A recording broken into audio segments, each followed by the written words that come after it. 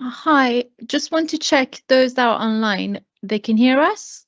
Councillor Sidhu, and I believe Eleanor and Fergus, you're both online. Can you hear me? Yeah, we can hear. Yes. Perfect. I can hear your mic is working. That's great. Thank you.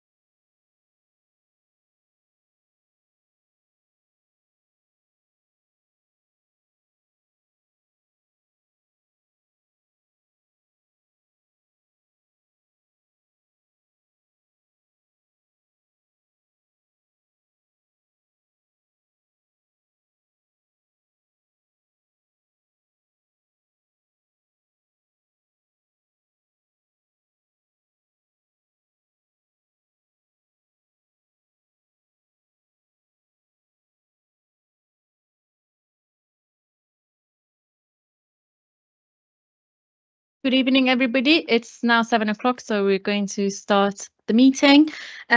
Welcome, panel members, to this year's first Scrutiny Panel 1 meeting, which obviously covers housing and environment. We have some colleagues online and some officers from TfL. Just some housekeeping for those that are online. If you could please keep your mics muted, and if you wish to speak, just use your raised hand emoji, and we will ask you to speak. So in terms of apologies for absence, I've received apologies from Councillor Summers, and Councillor Sidhu has joined us online. Has anybody else received any apologies that I should be aware of?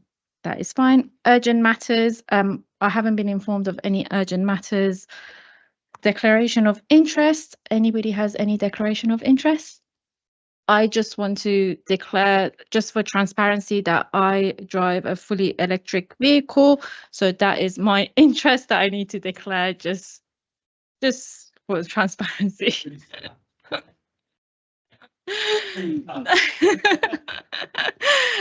Minutes of the last meeting. I know that was on the 3rd of April. Some members are new to this panel for this year, but others were there last year. So do we approve those recommendations and approve the minutes? Yes.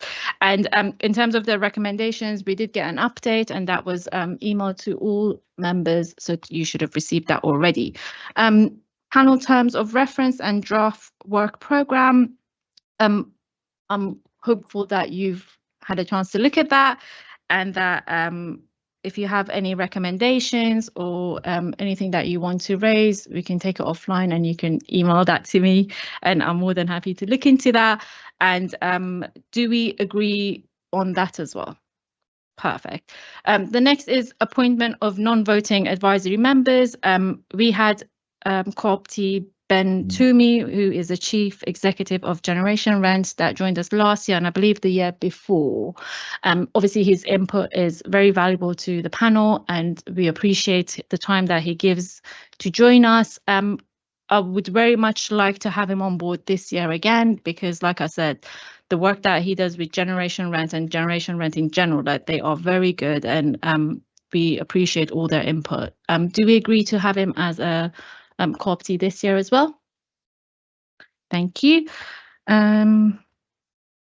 So for the panel work programme, I, and along with Councillor Zizamos, we had a meeting with Nikki Fiedler, the Strategic Director for Housing and Environment, and her management team, and we agreed on the draft work programme, and that has been sent across to you guys. So if there is any recommendations that you have or anything that you want to discuss, again, email and we're happy to look into that.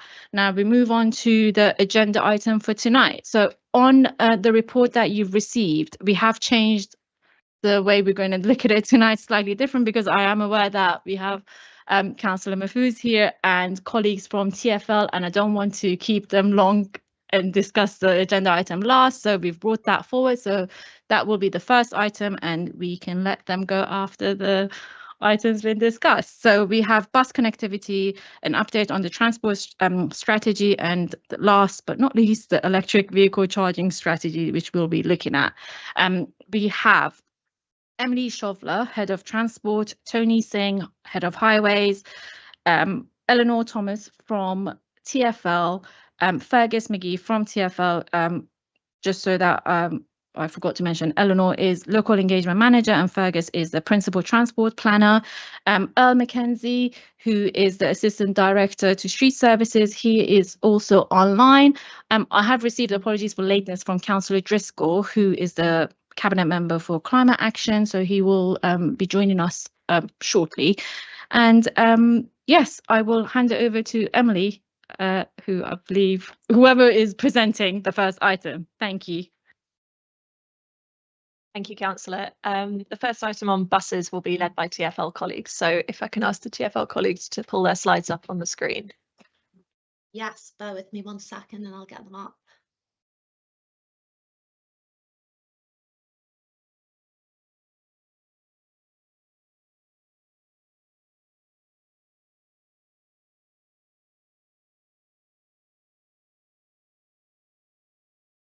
We can see the slides. Can everybody see that? Great. Perfect. Okay, thank you very much for having me, everyone. I'm Eleanor. I work in the local communities and partnerships team at Transport for London, and we've also got Fergus, who sits in our bus planning team. So I'm going to take you through a couple of slides covering bus schemes that we have proposed in Ealing, and then a bit around our bus policies, and then we can open up to any questions that you might have. Okay, so we should now be on slide 2. So this is Route 224, which in October we are planning to reroute between Central Middlesex Hospital and North Circular Road. And so the new route, like you can see on the map here, would go via Coronation Road, Lakeside Drive, Bodiam Way, and then along Twyford Abbey Road. And that's in both directions. And so it no longer serve Abbey Road. And the reason we're making this change is to better serve the community to the western side of Park Royal and provide more transport options for the people working and living in that area. And this has been enabled through joint working with both Ealing and Brent Council, who have agreed to open the bus gate on Twyford Abbey Road. So it's been a real collaborative effort, and thank you to colleagues in Ealing for helping with this route. So like I said, that's planned to come into effect in October. I'll move on to the next one. So we should be on slide 3 now. So this one is a proposal to create a new night bus route between Ruislip Station and Trafalgar Square, and it would run 7 nights a week. And also as part of these proposals, we're planning to permanently withdraw the weekend only night service, which is known as Route 114. And this route's actually been suspended since March 2020. And the reason we're proposing these changes is to improve accessibility by offering greater journey options to Londoners who don't currently have night buses available to them, and it'll provide links to the nighttime leisure and employment opportunities of central London. So this consultation is currently live at the moment and closes on the 29th of June. So there's a couple more days for your constituents to get their comments in.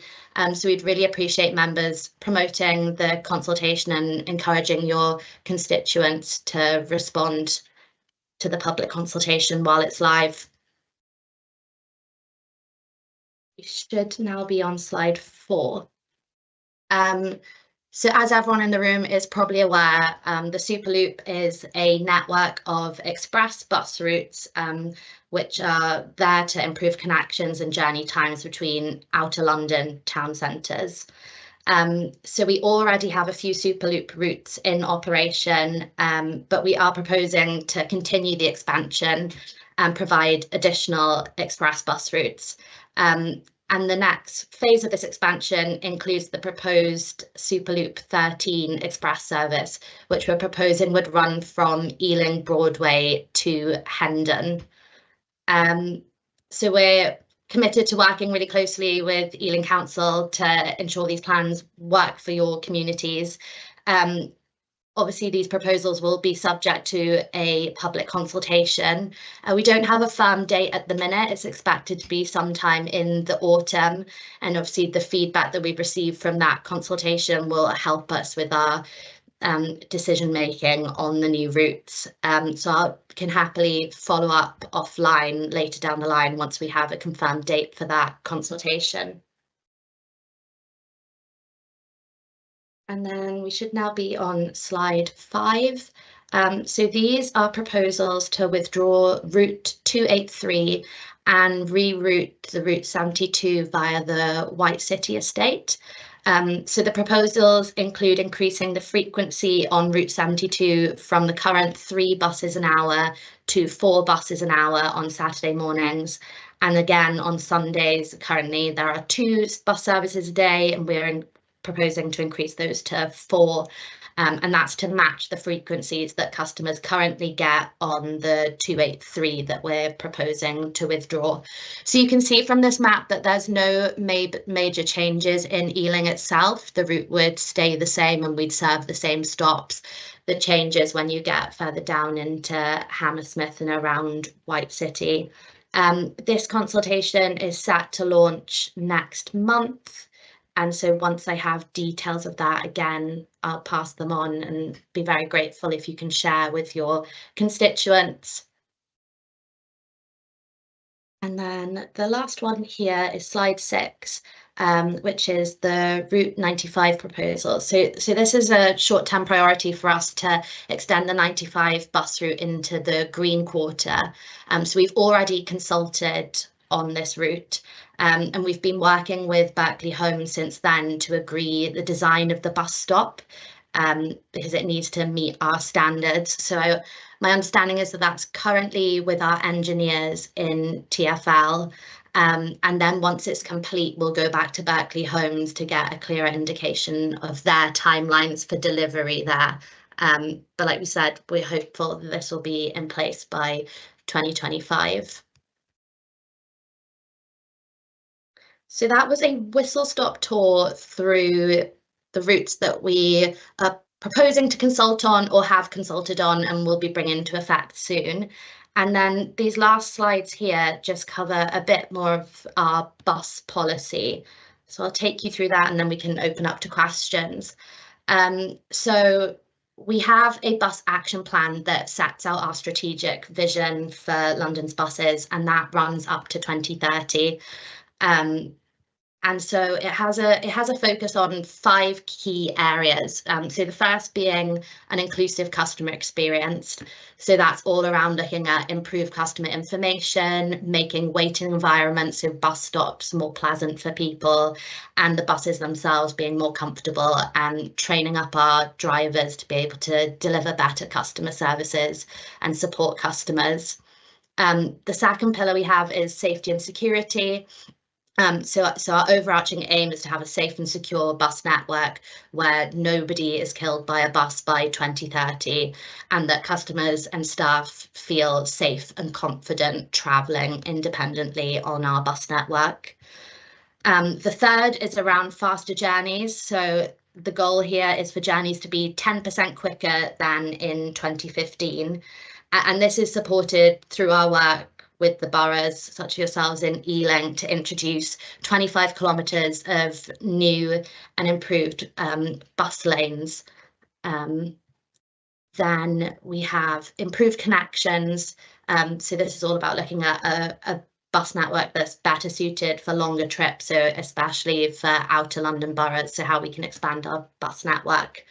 And then the final pillar is decarbonisation and climate resilience. So our aim is to have a fully zero emission bus fleet by 2034 or earlier.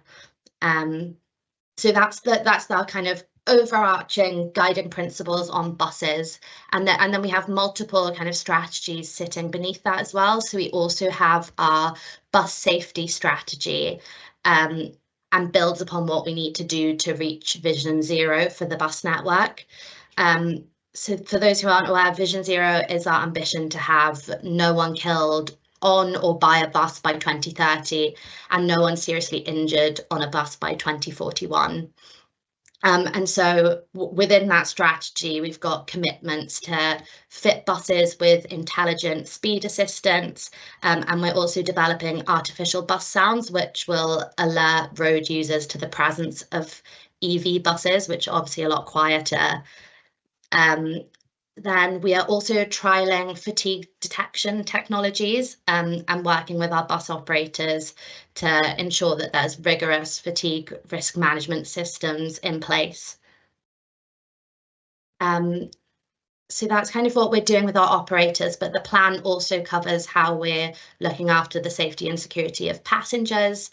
So just a couple of the things that we're doing is working with the Met Police to provide dedicated policing for the bus network to keep customers and our staff safe.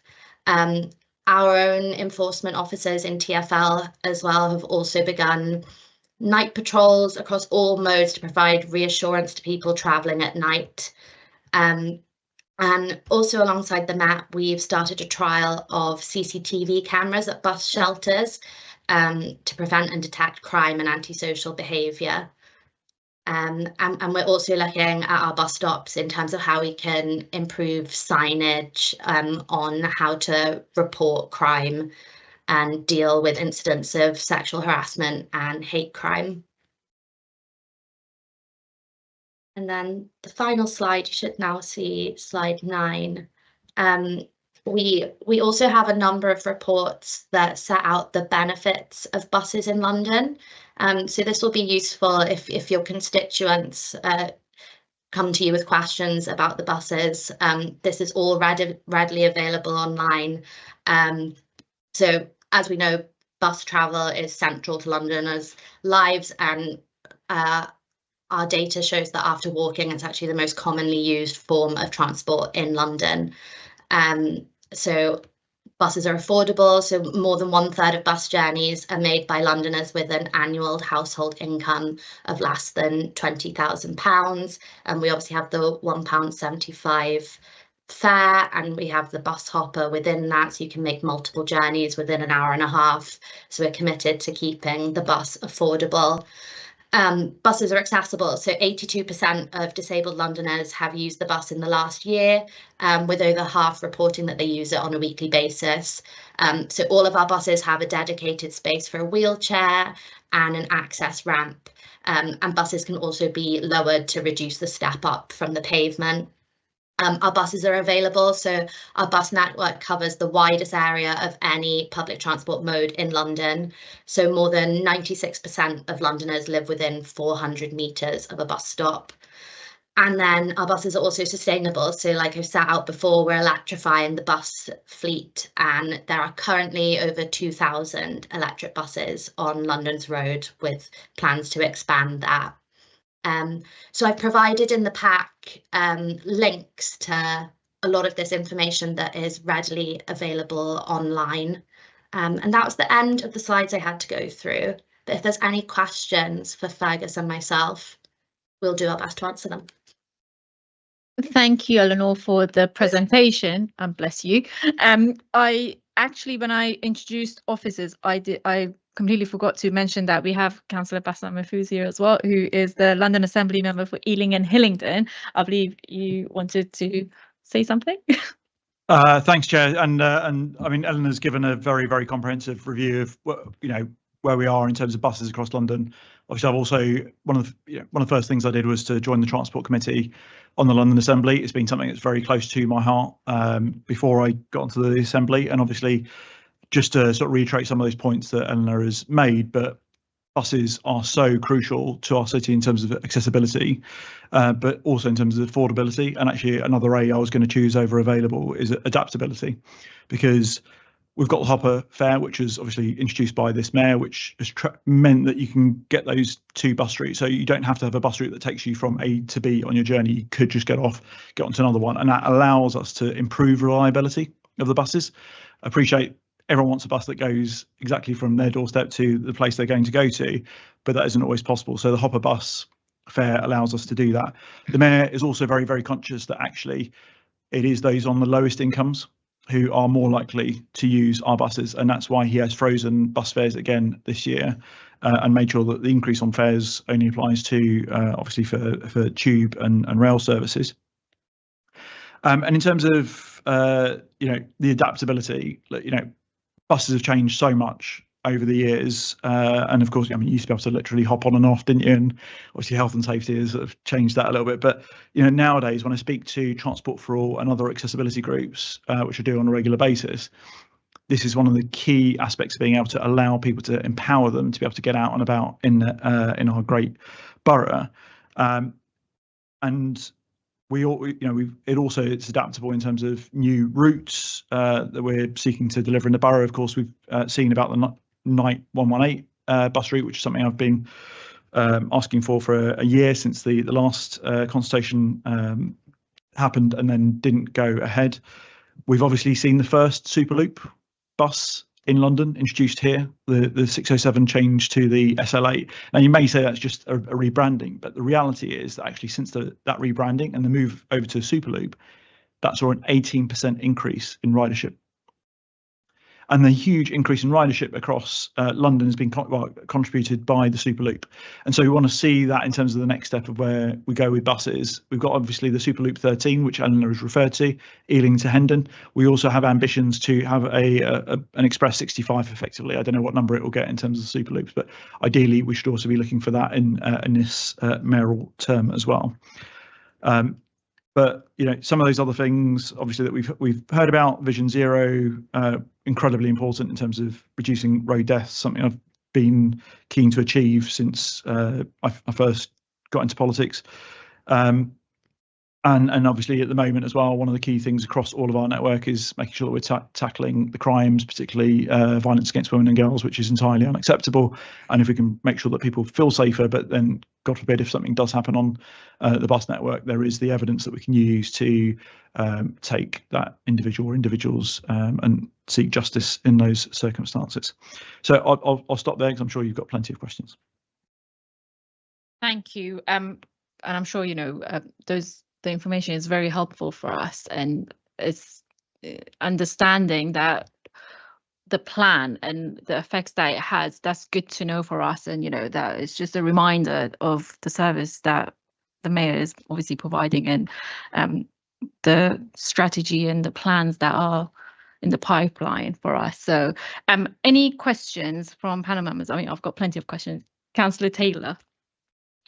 Yeah, thanks, Chair. Councillor Mahfouz will know that I'm a regular bus user, so literally door to door in one case, but with the what number is it? 306, literally outside the block of flats where I live. It's quite varied questions. So, Eleanor, I know you're online. The SL13 route, not like to take it, but there's a new station at Brent Cross. Why would it not go to say Brent Cross rather than Hendon? Was Brent Cross? I was good because it's the because there's a shopping centre there. I was just wondering why. It'll go via Brent Cross. Oh, it goes by Brent Cross, is it? Right. Okay. That answers that one. Sorry, but on the at the bus stops, you know, you have the indicators, and I can't remember. Countdown. That's it. Are they being removed, staying or not? Or we have to use apps in future?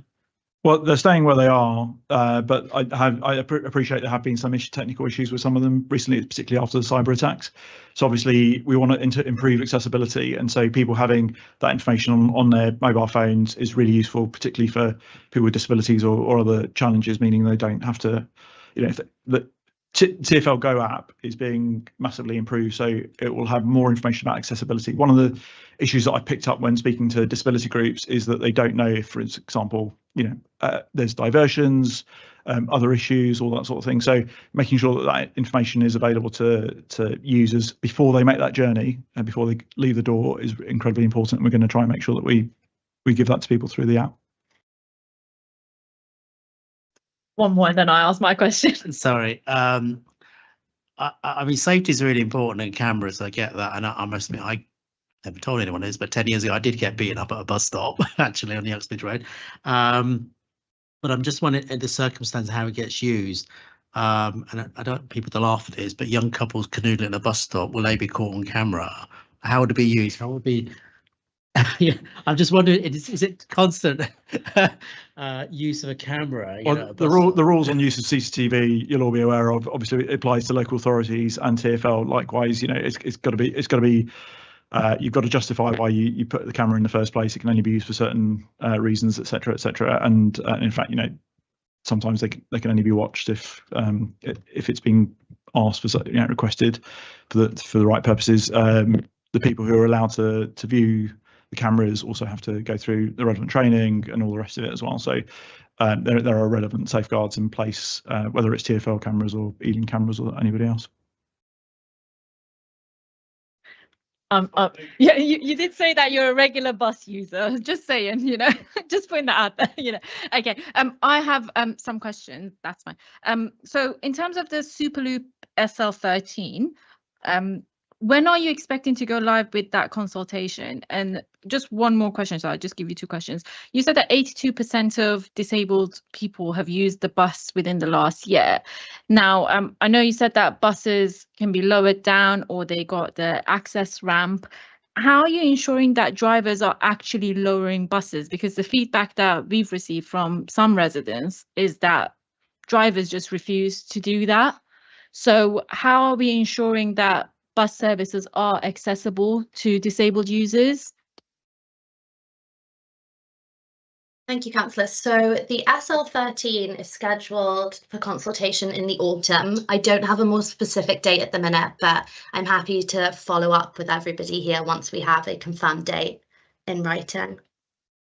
And then in terms of the accessibility of buses, so all our bus drivers undergo rigorous training, and they have, Fergus, I think you'll probably know better than me, but it's called like the Big Red Handbook. And part of it is around how we look after disabled customers, etc. So I'd hope in the majority of cases that bus drivers are being considerate and are lowering the buses when needed and giving people a chance to get to their seats. I personally had my elderly grandmother visit me in London just last month, and I did have to ask the bus driver, you know, not to just take off immediately and let her find her seat. And after asking, they were considerate. But like you said, there are sometimes anomalies where bus drivers aren't being thoughtful as they should. And if that is the case, I would just ask your constituents to try and provide as much information as possible in terms of the route, the time of day, because that then helps us with following up with the operators and making sure that they can follow up with the specific driver. Just can you would it be possible to maybe get a follow-up email just so that with an email address that we can pass on to constituents that if this does happen, where do they report this? And I know Councillor Crawford, you had a point to follow up on that.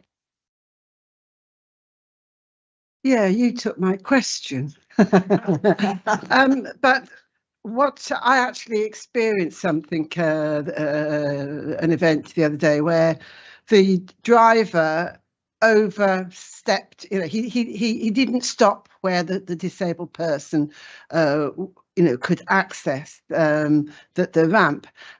Because there was a bollard right in front. So if it's going to be, we're going to have accessible, and I welcome all these new routes. I mean, it's great.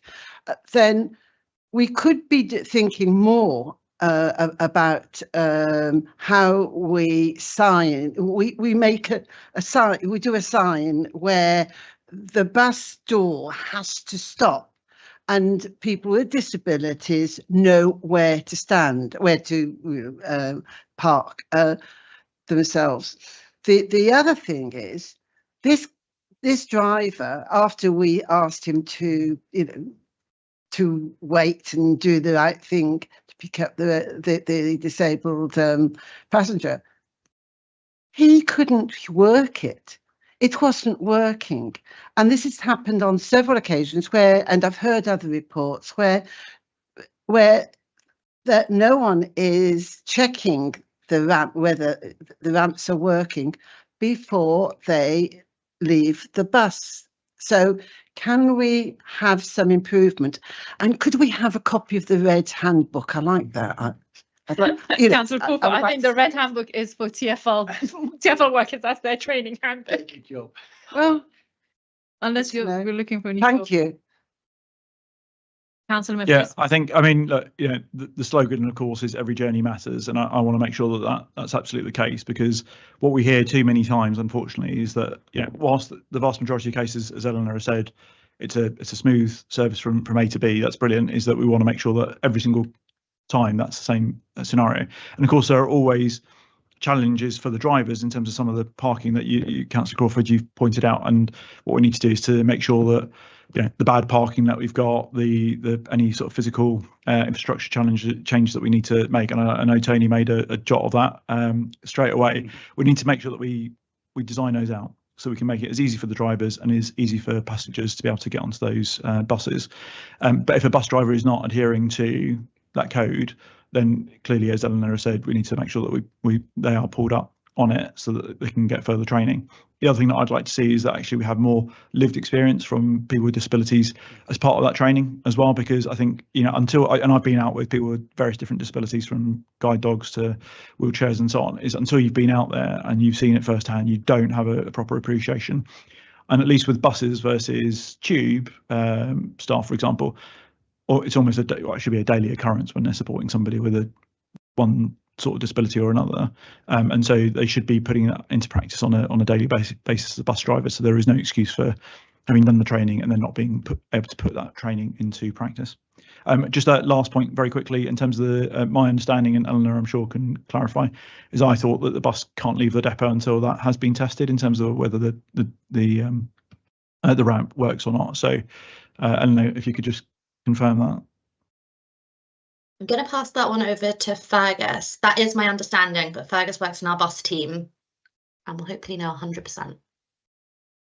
Yeah, I can come in there. Yes, there are various elements of the bus, mechanical elements of the bus, that have to be tested every morning before the bus leaves the garage, or whenever it leaves the garage during the day for the first time.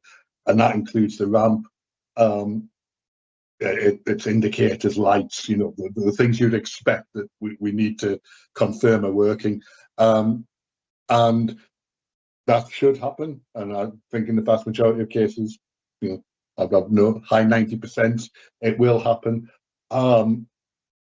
Things do go wrong during the day. So yeah, I was on a bus the other day and the driver couldn't get the ramp to work, and he said, yeah, it worked this morning when I came out the garage.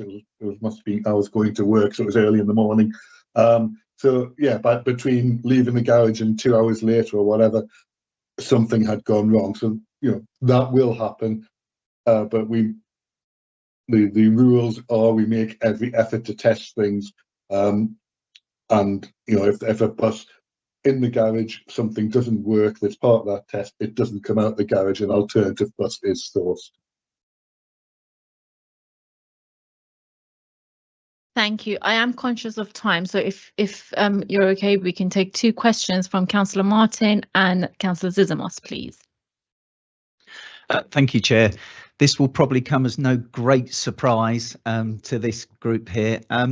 Eleanor, you and I and Bassam have had conversations in relation to a bus route in an isolated part of the borough.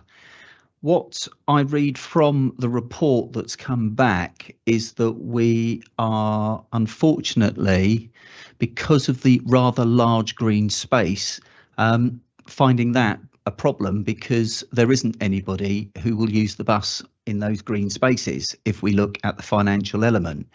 However, we are trying to get Southall moving, and unfortunately, without this bus route being looked at very carefully again, it not only the proposal not only would join up two of our great hospitals, West Middlesex and Ealing, but it would also join up 7 schools, a mix of primary and secondary schools, and also give what potentially in the horizon is a rather large building development of a number of houses, and hopefully work for people in Southall and the accessibility for them to get to and from. The links for the Elizabeth line and for Cyan Lane Station. I'm not seeing a number of these being catered for in the report, and all that you've really looked at is basically Tenterlow Lane and Windmill Lane, because you believe that there are routes on those other roads around. It would be great to have a direct bus route, particularly for those that carry disabilities, to get on and off another bus. And I'd like, if it's possible, for this to be looked at again, if it's possible. But also, I just don't want other parts or our other 7 towns to be, unfortunately, I suppose, not allowed to have a bus route just because they've got large green spaces. Was that a question or a comment?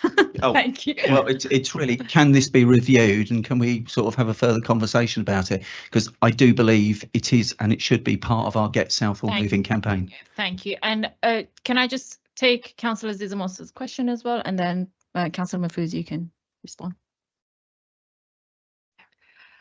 Can I point out that with the bus gate for the 224, we actually took away a width restriction to allow the bus through, not implement one, because that's caused a whole furore.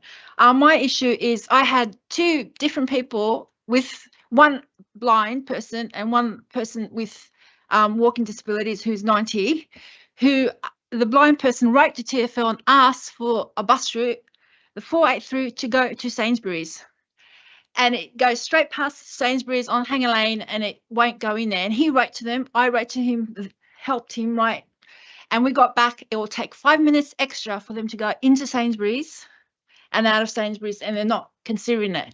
And I would like that to be considered, because that's the only bus on that route at Alperton Sainsbury's that won't go into the into Sainsbury's, and it sits on Hanger Lane, and it's a big deal because there's only one bus that goes up that street. So that's my little, no, don't bring casework in, but I have. I just want to remind members that we're not taking personal casework here, but Councillor Mahfouz. Yeah, I mean, everyone will know that I've been championing new bus routes, obviously in Southall, and work very closely with Fergus. We've got potentially a solution for a desert, bus desert there, in terms of we've got that objective of having everyone within 400 metres of a bus stop, and that's really important in terms of that accessibility point that I've said time and time again. And obviously there are deserts at the moment where that isn't necessarily the case. With all of those, we do need to look at obviously the financials. Clearly, the big picture is 14 years of a Tory stroke Lib Dem government that has kept on cutting funding year after year. For the first time ever, we've got a Labour government that's come in and more than doubled the capital investment into TfL. We have a surplus in TfL for the first time in its history, which has continued year after year, despite the challenges that obviously the pandemic has presented. And so we're in a much better place than lots of other authorities, and TfL really punch above their weight in terms of what they're able to achieve. But we still need to have obviously some of those targets in terms of rolling out new bus routes. happy to always have those looked at. And obviously, John, you'll know that we had that reviewed only a few months ago, I think, in terms of that particular location. That's not to say, you know, not to necessarily do it immediately. What I would say is that we need to make sure that we build together a strong business case with the team here to show what that could look like in terms of so that we can go back to Fergus and the team, so that we do iron, you know, we know what TfL buses are looking for. So let's try and pull together a proposal that meets that. And Athena, yeah, I completely appreciate, you know, well, you say it's one bus stop. I mean, I used to shop at the Sainsbury's in Alperton, and it would easily add an extra 5 minutes, if not longer, just by going in and looping round. And certainly, you know, Ladbroke Grove has at Sainsbury's is a similar sort of thing, and it probably sometimes added about 10 minutes to the journeys to the buses that I used to get around there. The only way around that is by cycling, but of course that's not particularly accessible for people who are on buses. So I think, you know, we've got to have a balance here on all of these things. We can certainly take it away and see if there's an opportunity to build it in. But as you say, there are other buses that people can jump onto to. No, but you could change off the 224, get onto the other bus. But anyway, I appreciate it's not ideal, especially if you're carrying a load of shopping. But of course, we also need to live in the, you know, it's 2025. And people, you know, people with accessibility issues and so on, many of them have moved to having their shopping delivered to home, you know, with the shopping, with the delivery drivers, you know, making sure that they're delivering it practically into their fridge and freezer and so on. So we need to be factoring in how we're living in 2025 nowadays, and make sure that we're using our resources in the best way possible to empower people to be able to live independent lives with what we have as, quite frankly, a fantastic bus system, one of the best in the world, if not the best in the world, incredibly cheap, and to make sure that we keep on keeping it there as one of the best in the world.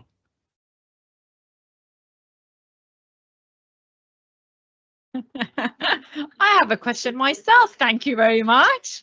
I've got a question actually, but you know, you might cover it. Councillor Taylor and then Councillor Crawford. Yeah. Sorry, it's just I know somebody wrote into us, and I'm not going to go for the whole page. Personal cakework. No. Well, to be fair, it's person made some comments at Scrutiny a minute ago. I think one of them was around the SLA, which is obviously the most popular one, and I know she's used data from 22-23 because they took off the 427, and then the SLA came in, and I think she's implying the journeys are great, obviously more for SLA, but it's the fact that it's, I don't know, less frequency of buses. I don't know the frequency in that. Yeah. So so look, you've got, we take it out, if you take it out of context, yeah, of course those bus routes, 207 and 427 are less frequent than they were before. But let's look back a couple of decades ago. You only had the 207, you didn't have the 427 as well. The 427, by reducing its length, you can make it more reliable because it's not having to make as long a journey as it was before. So it's not getting stuck in the multiple traffic hotspots on that longer journey, which it used to make previously. It's now also serving a bit more of Southall, which wouldn't have otherwise got that, by making that curtailing that journey earlier. And what's been the most transformative thing in West London in the last few years? The Elizabeth line. There are people who are now no longer making those journeys because they are jumping onto a air-conditioned, super fast railway running through the heart of our borough, and so you've got displacement from people who would have got the 207 or 427 previously onto the SLA. You've got displacement onto the Elizabeth line, and so therefore you don't need to have the same levels of frequency on those bus routes as you would have had before. Councillor Crawford? And myself, and that will be the end of the questions, that we can move on to the next agenda item. I would just like to add to what Councillor Zismus was talking about, and indeed what you said, Bassam, because going online, I think just sometimes when I've been to the Ladbroke Grove, I've been on the bus there, and you know, and I know Morrison Square very well, where you at Morrison's, you have people waiting and they have to get a taxi. And also the bus stops, we've talked about this in the past, are far, the distance is great. So to get from a supermarket to a bus stop for the older traveller and those with special needs. If a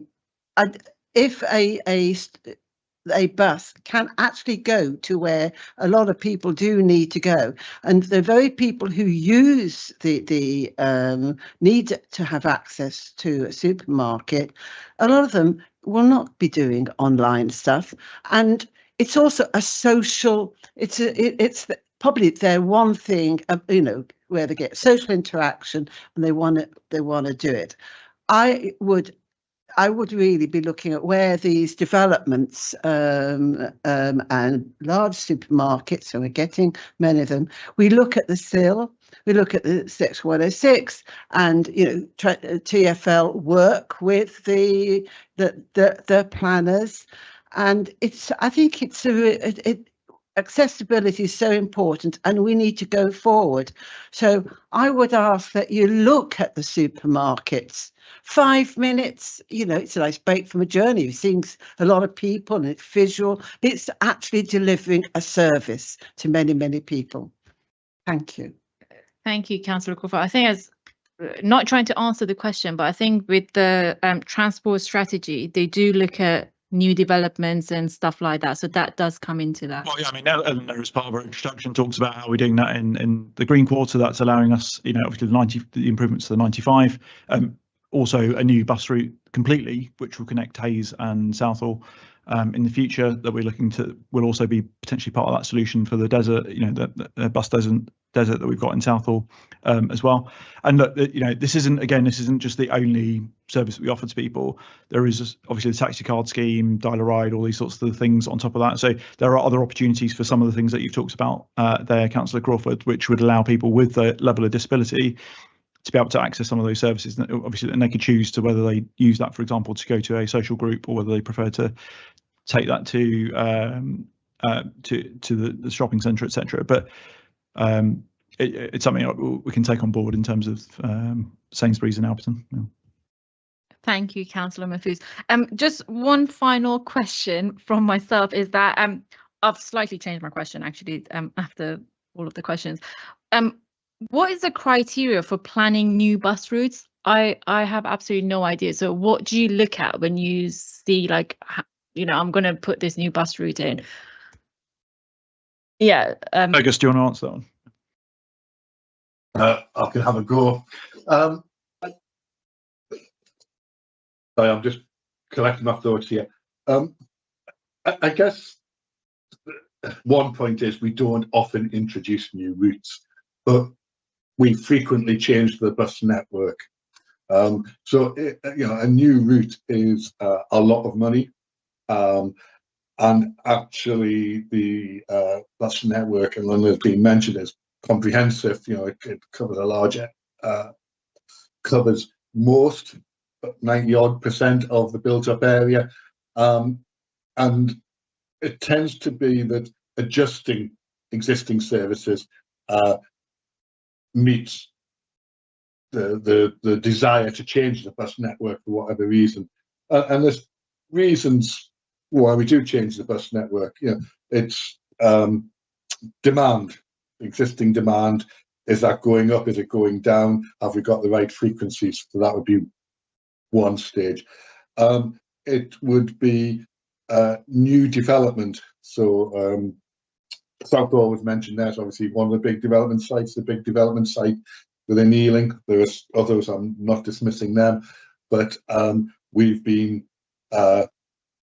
worked years ago with the developers at that time who got the original planning permission. I think it's a different company owns it now.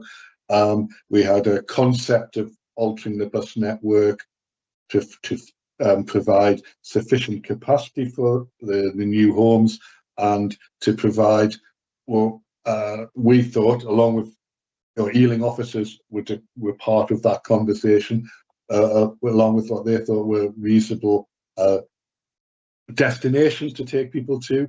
Those plans have changed over the years, but the same basic concept is there. And the sort of concept is, generally, on average, people don't travel huge long distances on buses in London. The average sort of journey is about just over 2 miles. And what that means is, by and large, the average passenger is going, let's say, from their home to their local town centre, to their local station, to schools or employment within 2 or 3 miles of where they live. And other purposes, but they're big, everyday, you do it over and over again sort of journeys. And we would want to link people into their local town centre, their local station and so on. So if there was an area that's currently remote from the bus network, so Bassam mentioned the part of Southall that we've been looking at, following some conversations with him and Deirdre, the MP. There's an area where people have to, there's more than 400 metres from a bus service, and that's generally the recognised limit of walking to access a bus service. Once you get beyond 400 metres, and that's a straight line, it's not a 400-metre walk necessarily, it can be a longer walk than that. People stop choosing the bus to a reasonable degree. So if we identify areas like that, we would look at trying to put a service into that area. If there is, say, big new housing development, big new employment development, we might want to alter the bus network. Batham mentioned the 427. We restructured that quite a few years ago, and from the 207.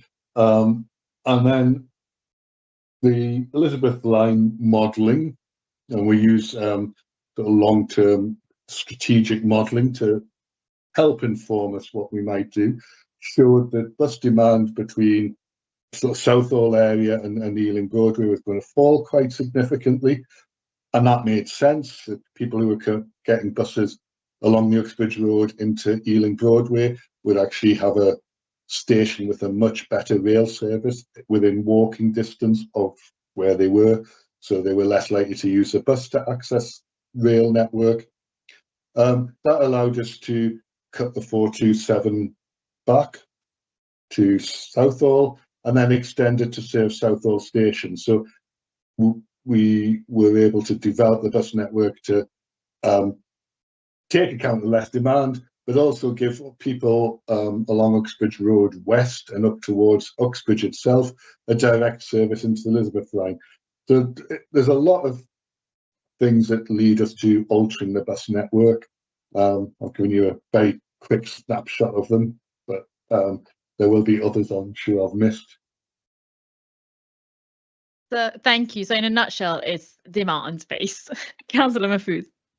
Yeah, I think just as we're done with the questions, and thank you, Fergus, for running us through that comprehensively. One thing I was going to pick up at the start, but just a sort of a note to leave you with, is that all of those benefits that we've got of buses could disappear if we don't maintain a good priority bus route across our borough. Buses in general, average speeds are reducing because of the additional traffic that we're seeing on our roads. And so there is an important role for local authorities who maintain 95% of the network across London to make sure that we've got good bus priority across the borough. And that's something that you would want to make sure that continues to be a priority here in Ealing. Thank you, Councillor Mahfouz. I know as much as we all love to talk about buses all night, we move on from questions.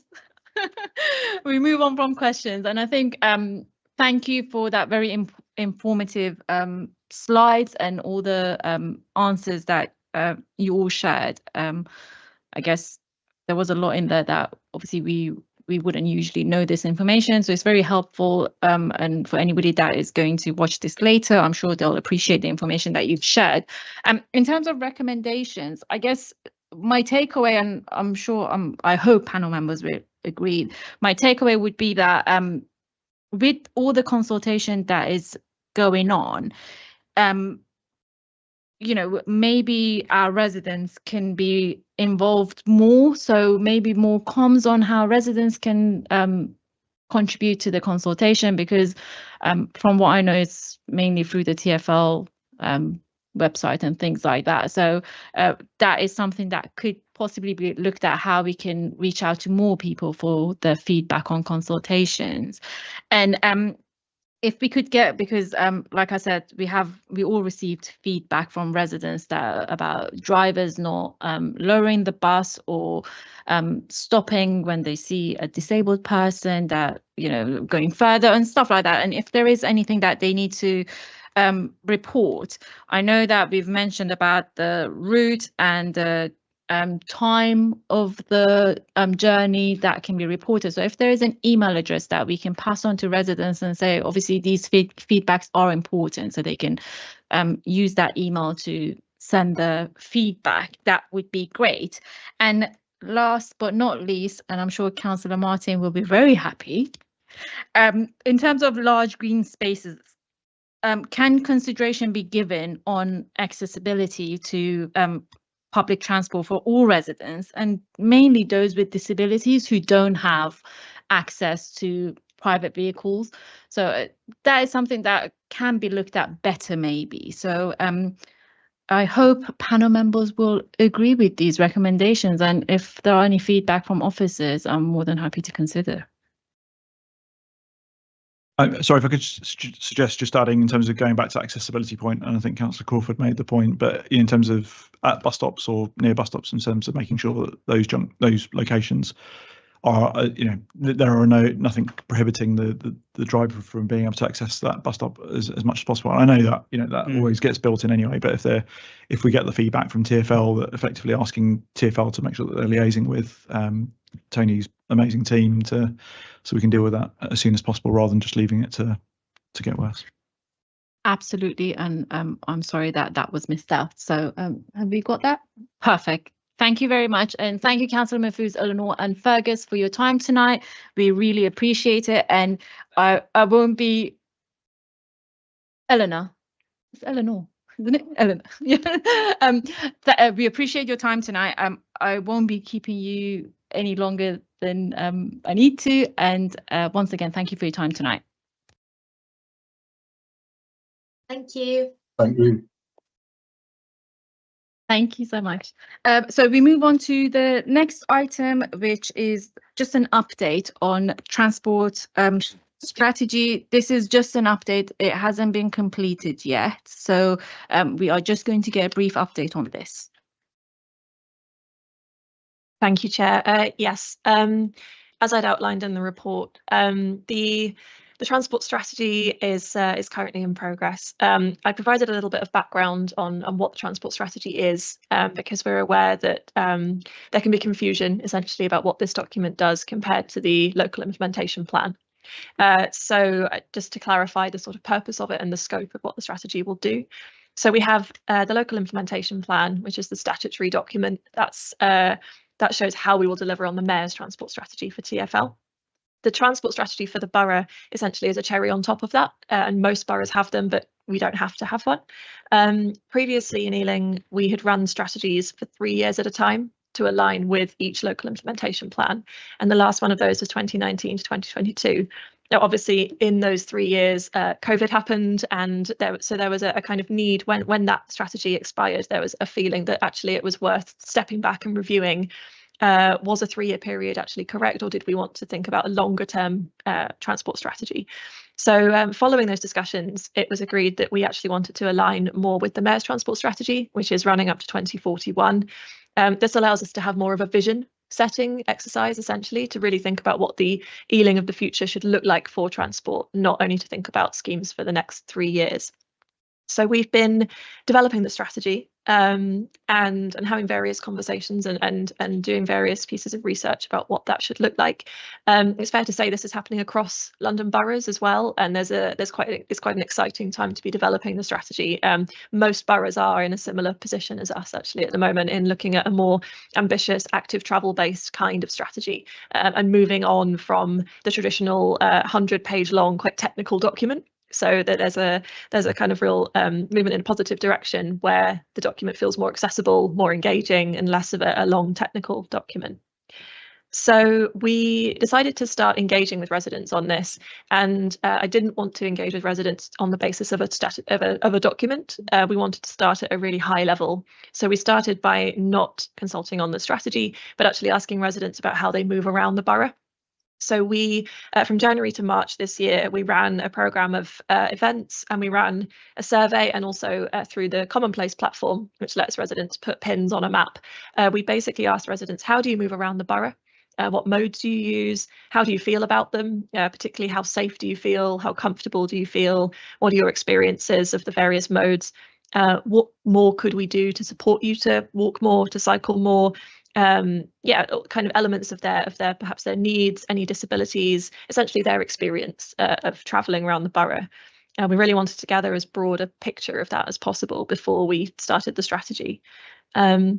So I've outlined in the report a few of the key themes. We're still in the process of analysing. We got a lot of data from this, which was really, really helpful. We had hundreds of pins placed on the map.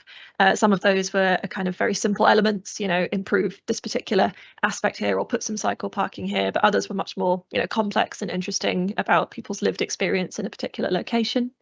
So we're analysing a full report of that at the moment. And I would hope to have some quite interesting cross sections of data available that we're hoping to share. So because we looked at the engagement across all the 7 towns, we'll have data available, for example, on how did women feel about cycling in Southall. An example, we can kind of cross-reference across the 7 towns and across the various pieces of information that we collected. So a key theme that emerged was really about the walking experience, how people experience walking in the borough. So lots of the suggestions came up to widen footways, to maintain pavements, improve street lighting, and also improve crossing points. And these are all things that Tony and I are taking away as actions. Also, equally, points arose relating to public transport. So obviously, these are points that we will pick up with TfL. So the strategy itself will comprise a few different chapters, and again, the goal is to make it feel accessible and engaging. So the kind of vision that we're setting for it will be that active and sustainable modes should feel like the natural choice for everyday journeys in Ealing. And we're particularly thinking about those everyday short journeys. So where a journey is less than a mile or less than 2 kilometres, how can we support more residents to walk, cycle and use public transport for those journeys? I've also just briefly outlined the timescale on this. So we are currently looking at whether there's any more engagement that we could do during the summer months to make the most of that. We're conscious that the Connected Communities programme is kind of getting into gear, and we're also conscious of opportunities to engage more with public health colleagues and the Your Voice, Your Town events. So we'll be continuing to take opportunities where we can to engage with residents. We expect to have completed the draft strategy by autumn this year, and we'll then be looking at stakeholder consultation, so neighbouring boroughs and TfL and OPDC over kind of January, February next year. We'll then be looking at going out to public consultation in May or June next year. Thank you. Thank you, Emily, for the update. And I think this is because it's an update, we don't really need to ask questions. However, yes.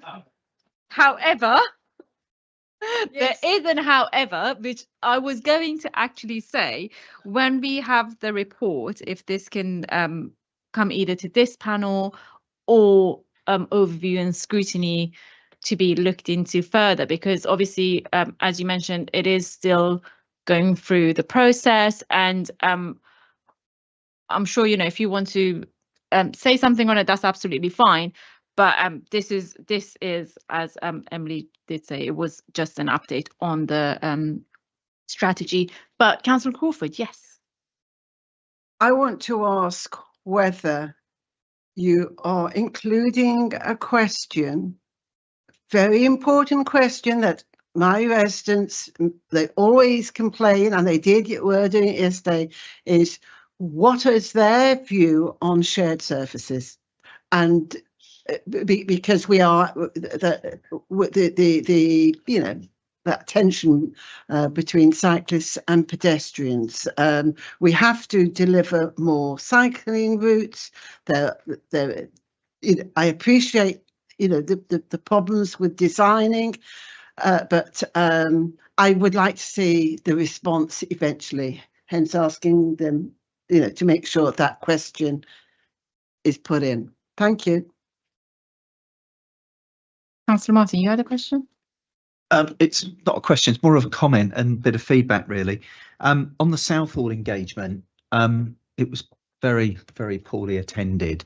I would say I had 4 residents from Norwood Green out of the 7, well, 8 that turned up. So 50. Yeah, it was like, well, no, it was actually in Parkside Yard, so they'll be easier to get there now because there'll be a bus going there. How we are looking at engaging with people and getting out there, and is there I suppose, a way of sort of looking at what we're doing with the fly tipping campaign that Councillor Driscoll's leading on at the moment, that we actually go and visit some of these places of worship and actually ask people there rather than us having to get them to go there, if that makes sense. I just thought it was really, really poorly attended, and in trying to speak to people after the event, they just knew nothing about it. So it's really more of a comment and what we can do moving forward, because this is a very, very important piece of work for us across all of our 7 towns.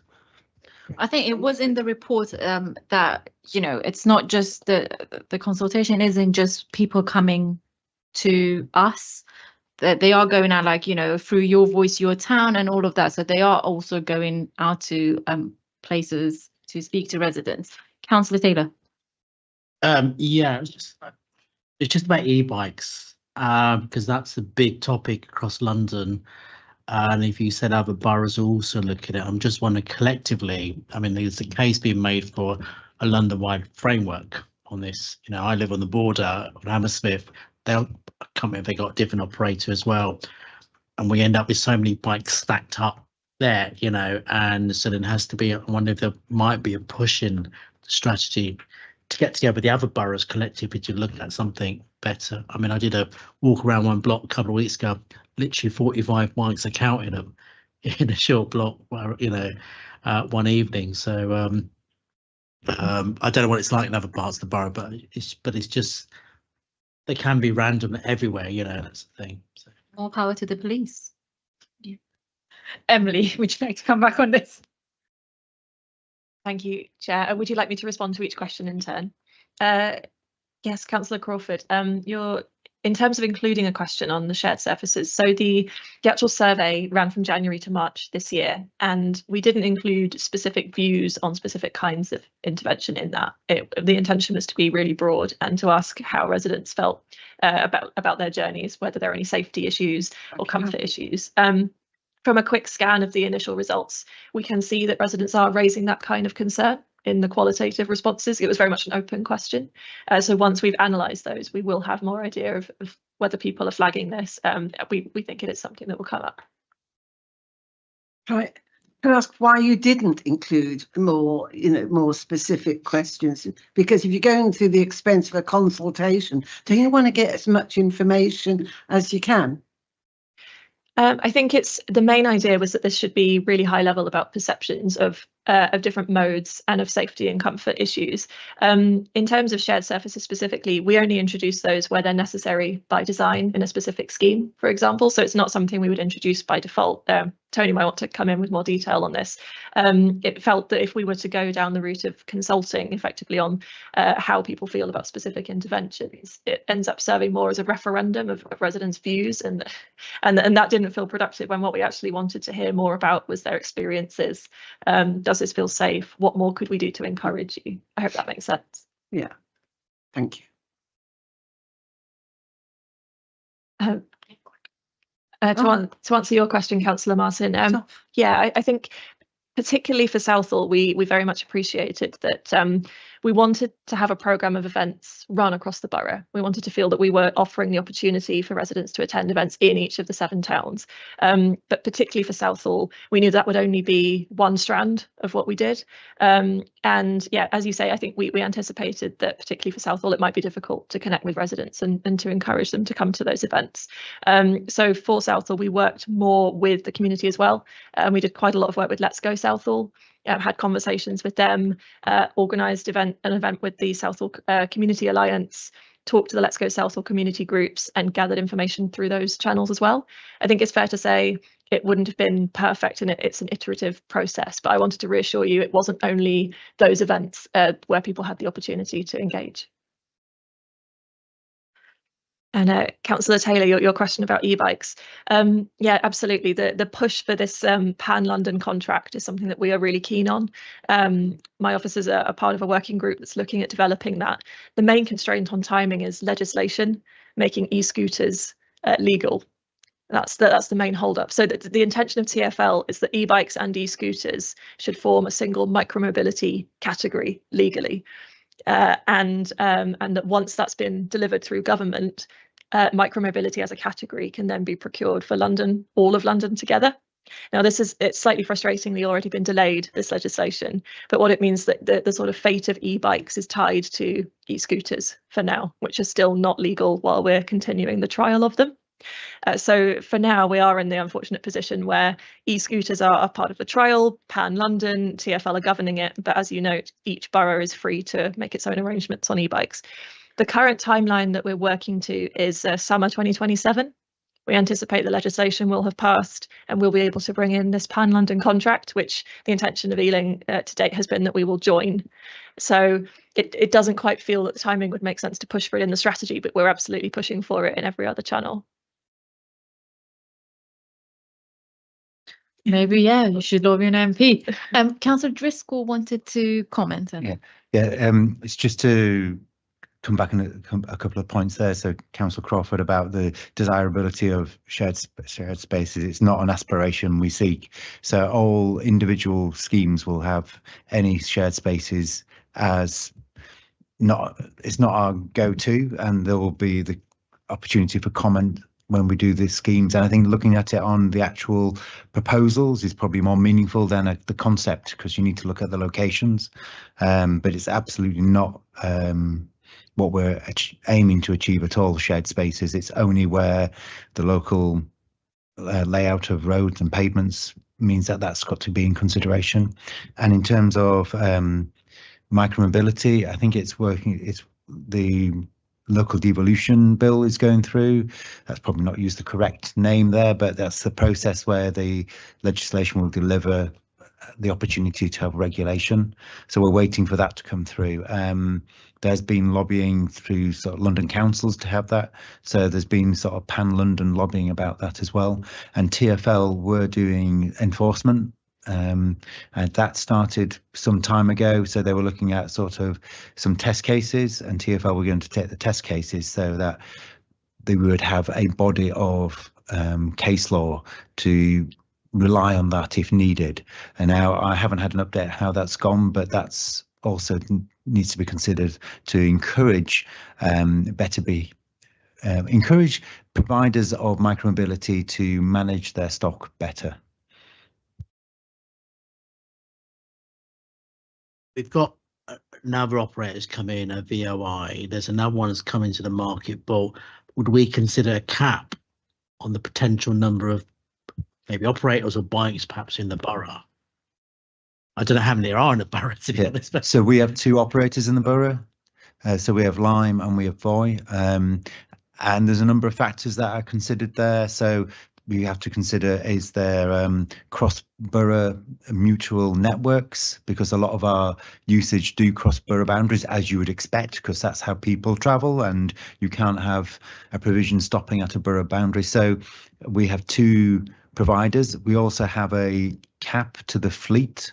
So That's so we have enough to provide accessibility and usability, but not so it becomes overly burdensome on stock with the number of bikes and scooters around. So it's getting that balance.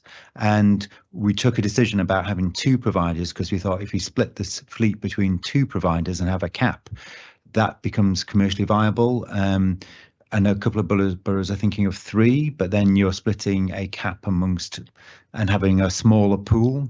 So it's getting that balance right. And we'll see what other boroughs are doing. If 3 is not commercially viable, you know, if 2 is viable. So we've got a lot of communications across borough boundaries as well.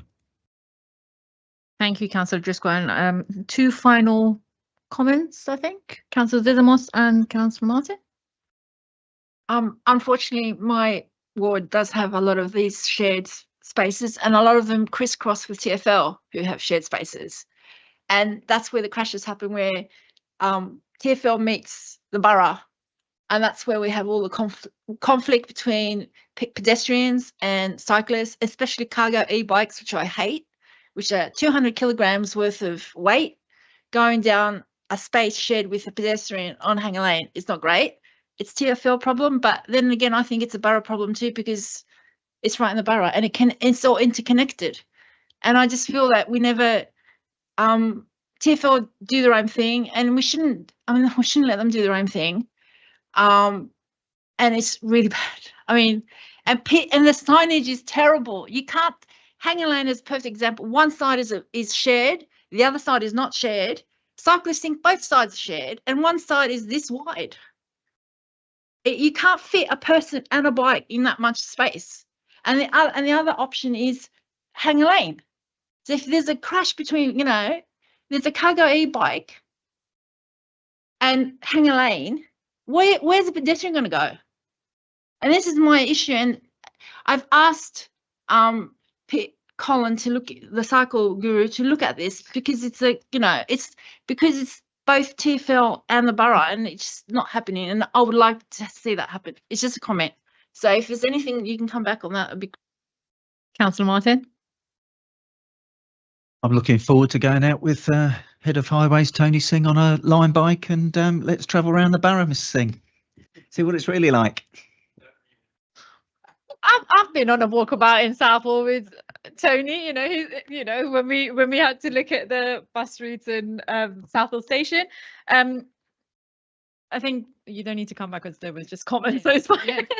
I think from the comments from panel members, I guess, like I said, it's important we have another update in a year's time, in next year, just to see where we are with it, and if it needs to go to OSC, it needs to go to OSC, or even this panel. I think it's worth getting that update. So that would be the recommendation. Is that agreed? Thank you. And we move on to the final item on the agenda tonight, which is the electric vehicle charging strategy. Is it Emily or Tony? Take away. Thank you. Thank you, Chair. Again, in the report, I'd outlined a broad summary update of where we are on EV charging, and the three most pertinent issues that you'd raised. Obviously, happy to discuss it more widely as well. I think the sort of scene setting that I'd shown was just how rapidly changing this market is, and this is something that we're I suppose it's a kind of learning experience and something that's rapidly developing in Ealing and across London and the country. Obviously, the picture is shifting all the time in terms of the technologies that are available, the speeds that are possible, the number of residents who have an EV, their expectations of how they can charge. It's all shifting all the time, which is quite exciting, and we really see EVs playing a key role particularly in supporting journeys that need to be made by private vehicle, and we certainly include disabled residents in that. We've had conversations with some disability groups who feel that the term active travel is exclusionary, but actually some of these conversations we're kind of saying, we know that some people will always need to travel by car, and that is absolutely fine, and we want to support the transition to cleaner vehicles to enable that. So we've been developing an EV charging strategy, which went out for public consultation late last year. Residents broadly seemed in favour of this strategy. We had a few different kind of targets and goals in there, but the broad outline aim is that all of our residents should have access to convenient and affordable charging at a range of speeds by 2030. That was the overall aim. In terms of the feedback from that, residents felt favourable about the survey, but something that we got really strong feedback on was that residents really wanted to be able to charge from home. And so as a result of this, we're looking at options for a trial of gullies. This is essentially a technology that lets you run a channel across the footway, for councillors who aren't familiar. And so if you install a home charger in your house, you then have your car parked outside, you can run the cable across the footway safely, and it sits flush so that there's no trip hazard, essentially. There are providers who offer these gully installations, and there are various local authorities across London and the country who are trialling these or even doing permanent installations. I would say there are various aspects to consider on this, and although it often seems self-explanatory to the resident in question, there are actually many concerns that we have as the Highway Authority as to how this works in practice. We particularly started off with a concern that most of the local authorities trialling these are in other parts of the country with much less parking pressure and where people can always park outside their own house. But actually, once you include a dense urban environment like Ealing, there are many more concerns and considerations, particularly that no one has direct access or a right to direct access to that space outside their house on the street. So just in terms of the strategy, because we're currently considering options for that gully trial, we haven't wanted to finalise the strategy until we know what position will be taken, and that's still being discussed. So we've reviewed the strategy in terms of any other feedback. We want to make sure it captures residents' views, and once we're confirmed on the approach to gullies, we will be publishing that strategy in its final version, and this will be one of the constituent documents of the overall transport strategy. Thank you. Sorry, no, carry on. I was just going to briefly touch on the Levi funding pot, because you'd mentioned the kind of upcoming contract. Can I actually, do we want to cover this section first and then move on to that? Which one's easier for you, do you think? Or do you want to do both together? It's up to you. It would be probably easier to cover gullies and so on first. Yeah, absolutely. Sure, absolutely. Questions. I mean, I have questions ready. So this one isn't just on the gullies. You know, we set a target of 2,000 by 2026, and in the report you've mentioned that the aim is that by March 2026 we'll be delivering 1,400. Why is that? Where is the issue? So 2,000 was always a very ambitious target. The main reason is there are two main reasons. One is related to the Levi funding, which I'll come on to. The intention was that funding would deliver us over 1,000 charge points because it's such a large investment of national government funding. But it hit various snags, as large-scale funding pots can do, including the lead borough, Hammersmith and Fulham, deciding to step down as lead, which caused significant delay, and it meant that the procurement for that funding is only able to go live this summer. So that has pushed back the delivery of over 1,000 charge points. The other main reason is just the shift in commercial viability of the market since 2022. It sort of links back to Levi. When we were thinking about how the target could be met, we did various scenarios, thinking about options, what can we deliver. It would have been theoretically possible to deliver a lot more charge points by this point.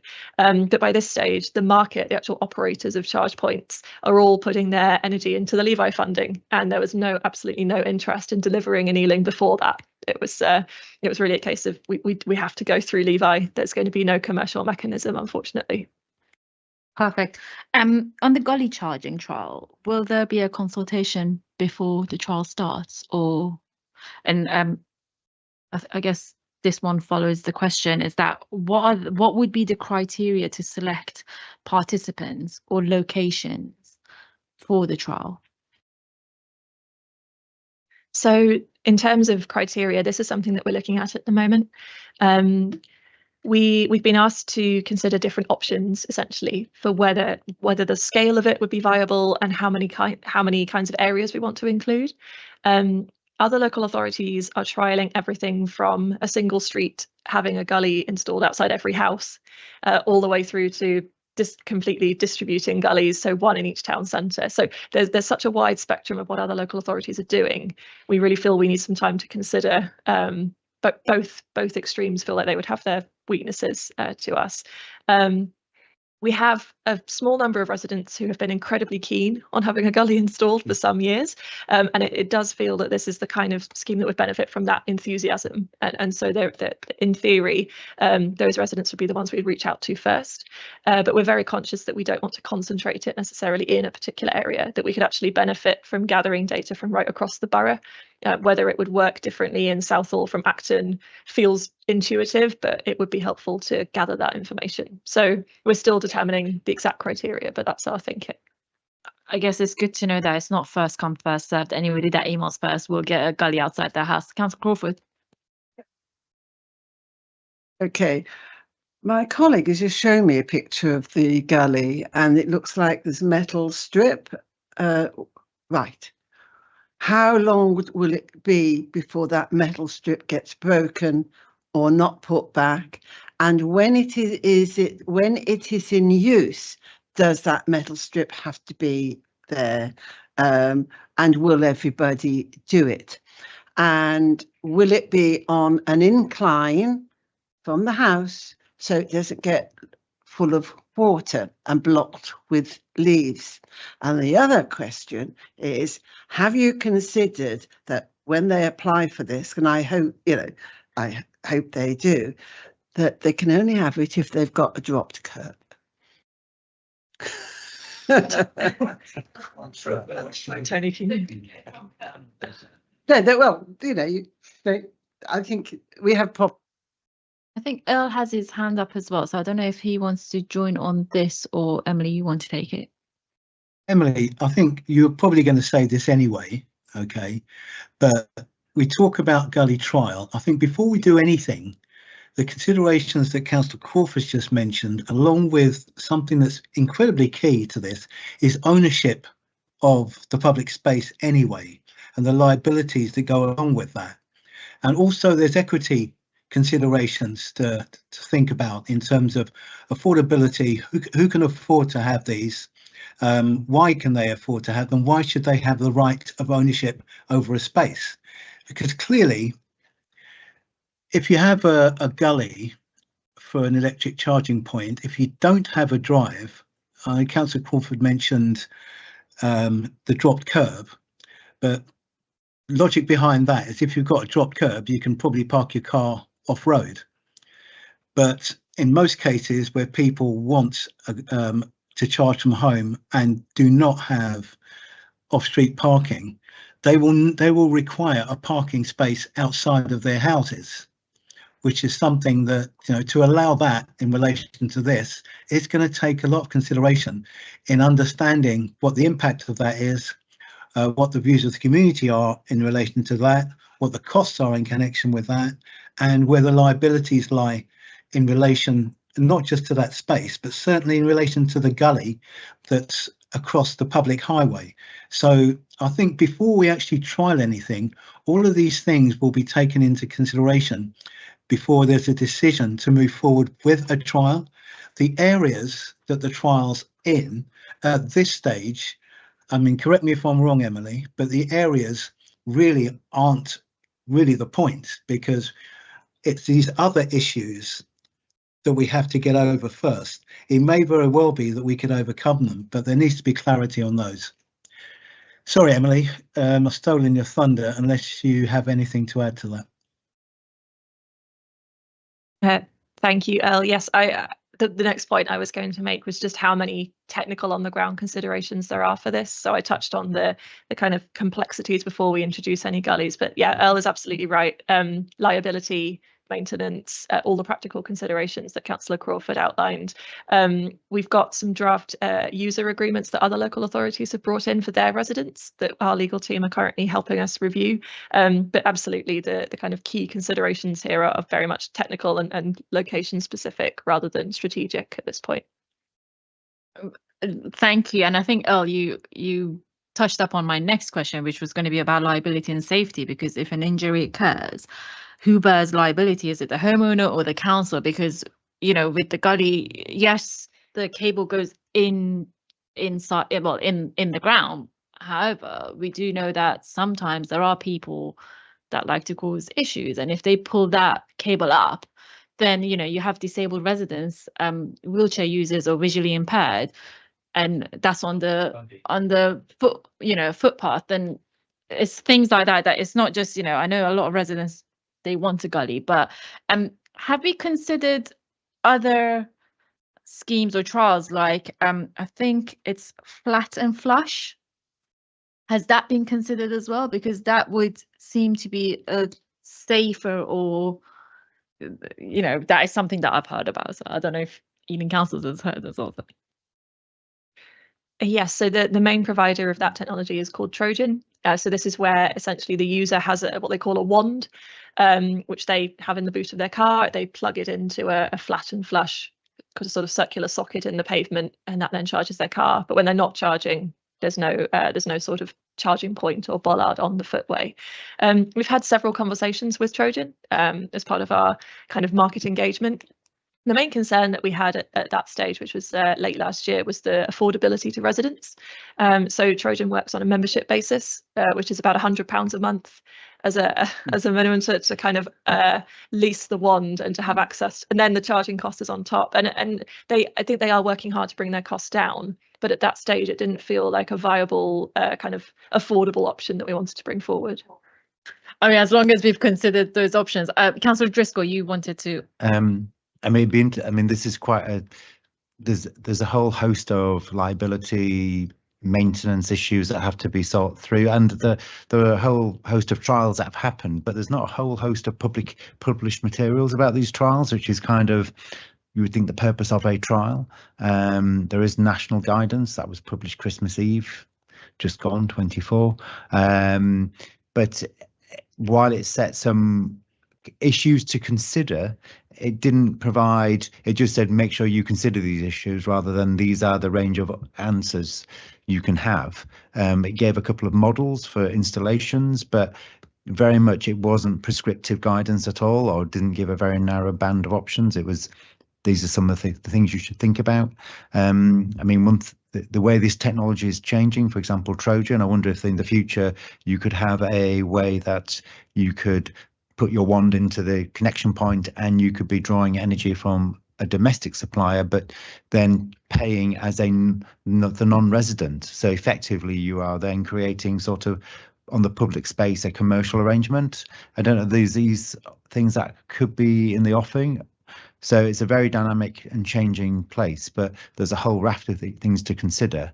And it's making sure that if this comes forward, that we offer it to a range of locations in the borough and see how it may work in a range of locations as well.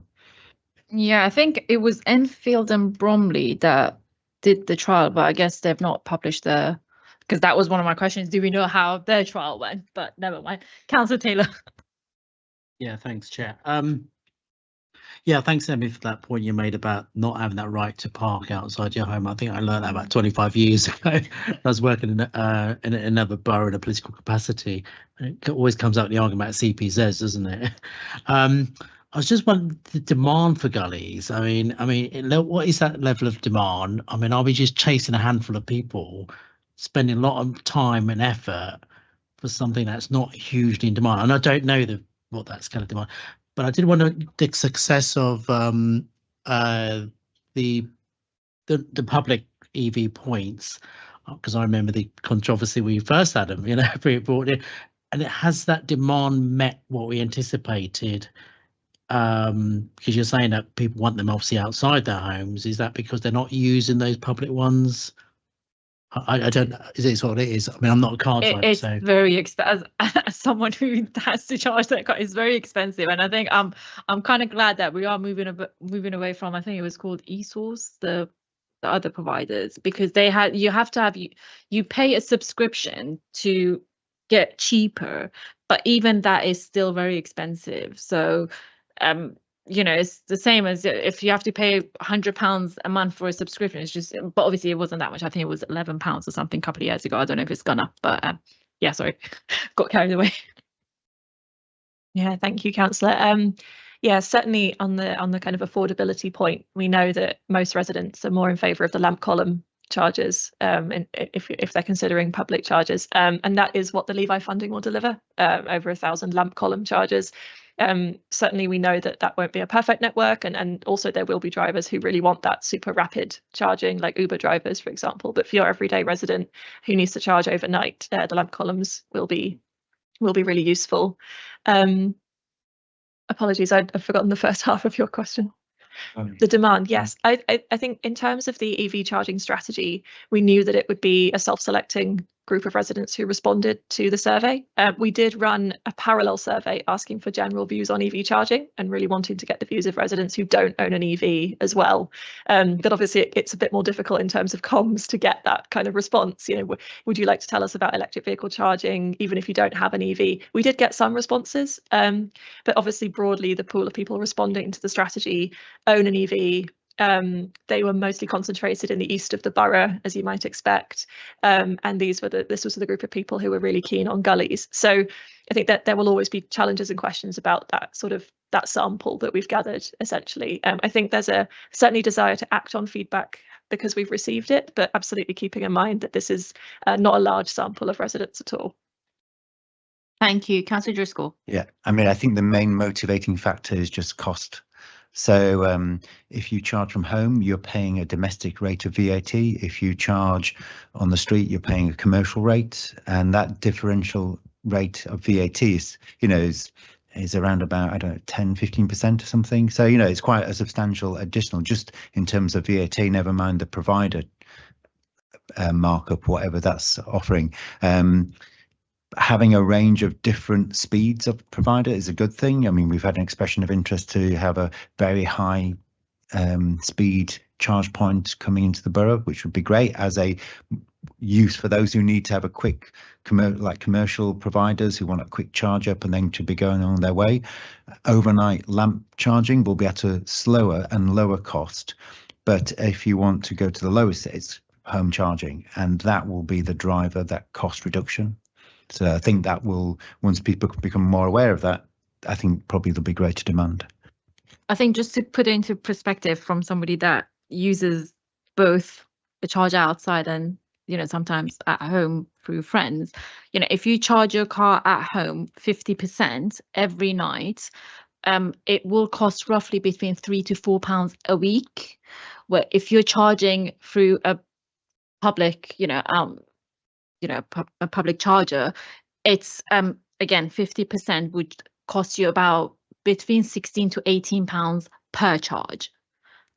And if you're charging every night, so if you're charging every night at home, you pay £4 a week, let's say max, where outside is £16 to £18 per charge. So there is a massive difference in price to charging at home and outside. It sounds mental, but it's true.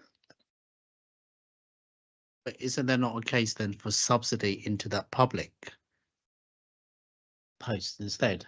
Because it's all about cost, isn't it? Here, I mean, rather than the amount of money we might spend destroying our pavements, possibly, put that subsidy into the other ones to reduce the price. I know they're private operators, but it is faster charges than what you get at home. So at home you charge longer hours, where that is is faster charges. So I guess that's why they can charge more. Any other questions? No. Perfect. Let's move on to the levy then. Yes, Councillor Crawford. I look forward to seeing what opportunities there are in delivering something like this to disabled drivers, because that obviously is a problem where they go, and how sometimes difficult to get the wheelchair out to get back to the house. So I hope when you do any sort of trials, I hope you include people with disabilities. I'm sure you would, but thank you. Just so that we're clear, these would be outside their residence, so this is where they live, so that is how they usually would get out of their car to go into their house, just so that we're clear on that. Not if they have to charge down the road, or well, I mean, if they have an electric vehicle, then yes, I agree. So yeah. Thank you, Councillor. Yes, this is just a brief update on the Levi funding, and in fact follows quite nicely on from Councillor Taylor's point about subsidy, because the Levi funding is essentially a huge injection of government funding into EV charging. Certainly their ask is that operators work as hard as they can to provide a good value proposition to local authorities across the country. So almost every local authority is currently going through this procurement process.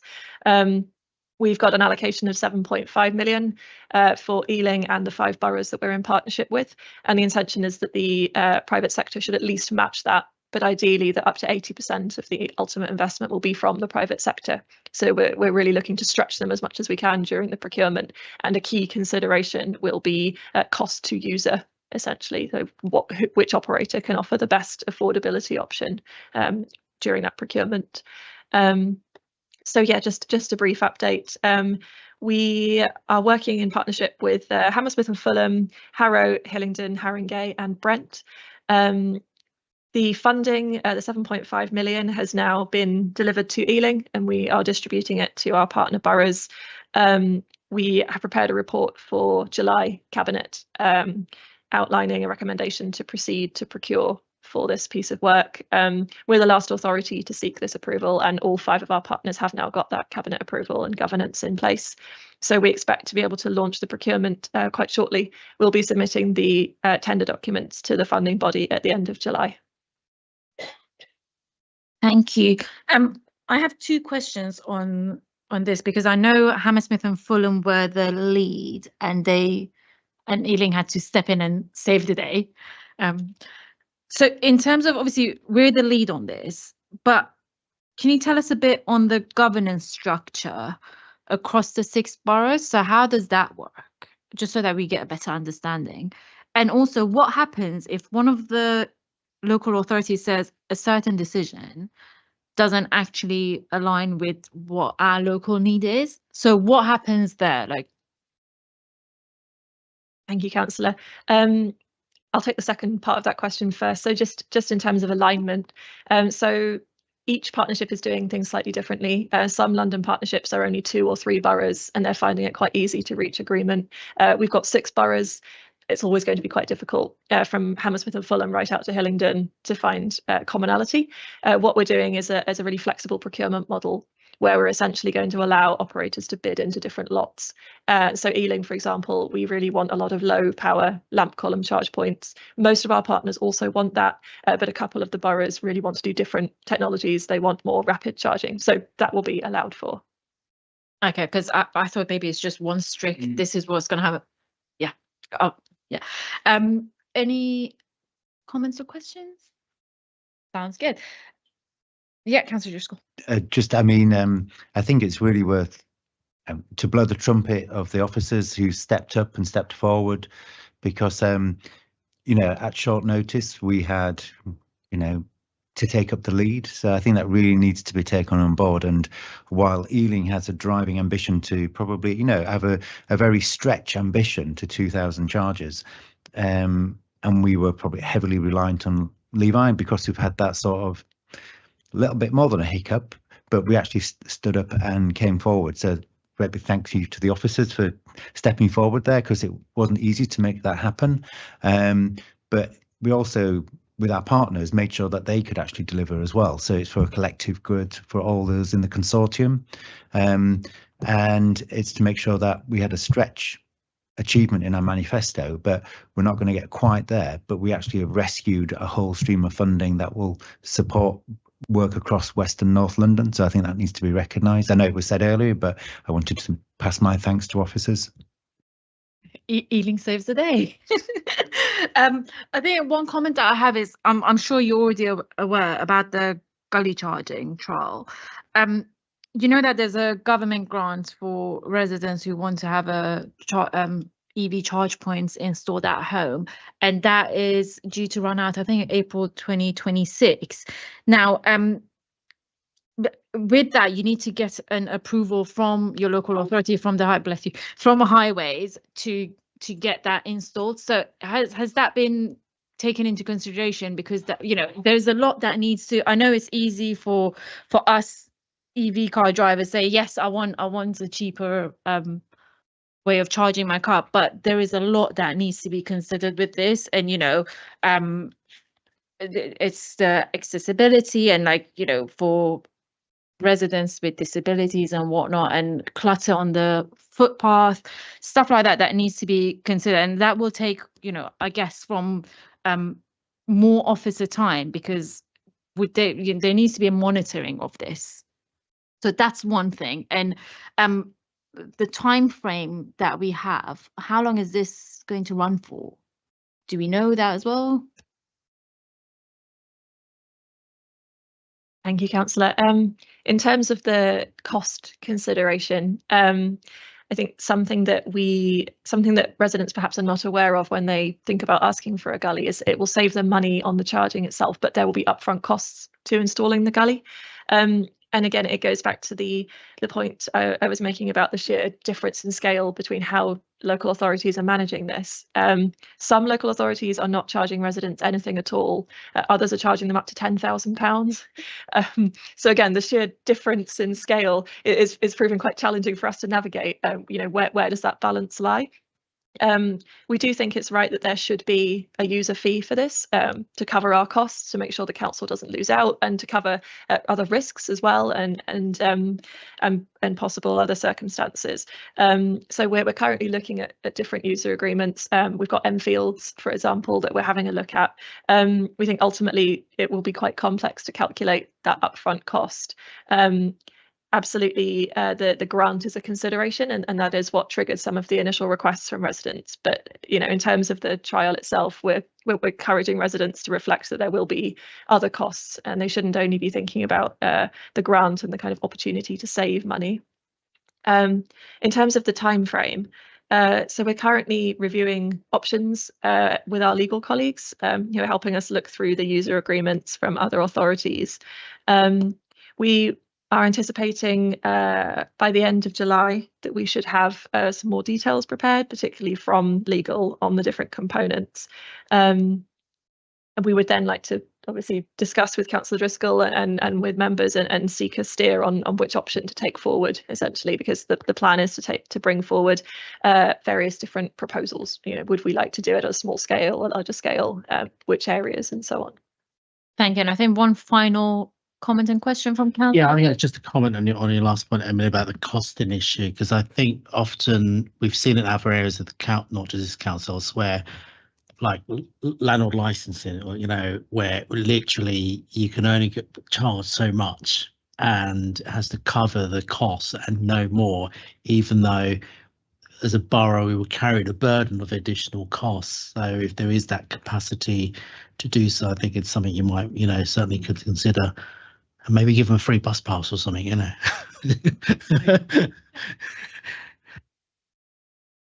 Thank you, Councillor Taylor. I guess all the concerns that everybody raised in the room, Tony and Emily, you've taken on board. So there isn't anything further to add to that. And that is something that you and your officers are looking into. So thank you for that update. And we look forward to the outcome of, you know, if we are going to go ahead with this, or whatever the outcome will be. So thank you very much for your time tonight. And that is the end of our meeting. Just to remind panel members of our next meeting, which is the 9th of September. And I hope you can all join in person. So thank you very much for your time tonight, and good night. Thank you.